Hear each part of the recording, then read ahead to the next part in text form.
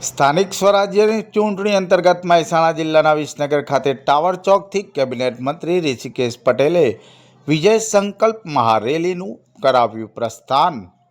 વિસનગર શહેર અને વિસનગર તાલુકા ભારતીય જનતા પાર્ટી દ્વારા સ્થાનિક સ્વરાજ્યની ચૂંટણી અંતર્ગત વિજય સંકલ્પ મહારેલીનું વિસનગર ખાતે આયોજન કરવામાં આવ્યું હતું।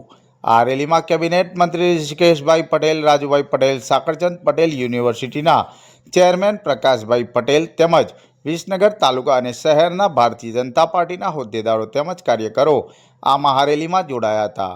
વિજય સંકલ્પ મહારેલીનું પ્રસ્થાન કેબિનેટ મંત્રી ઋષિકેશ પટેલે વિસનગર સ્થિત 3 ટાવરથી કર્યું હતું।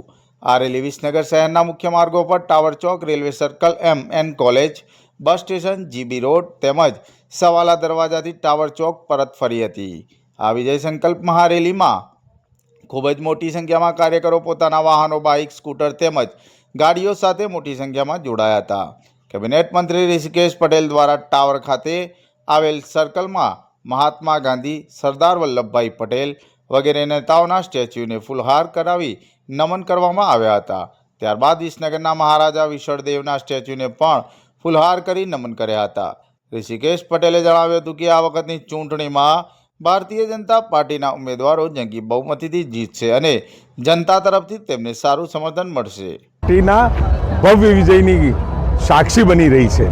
સમગ્ર ગુજરાતની અંદર અત્યારે ભારતીય જનતા પાર્ટી અને વિકાસ આદરણીય ભૂપેન્દ્રભાઈ, આદરણીય નરેન્દ્રભાઈ આ બંનેના નેતૃત્વમાં દેશ વિકાસ કરી રહ્યો છે। ગુજરાત પણ આજે વિકાસના પંથે છે।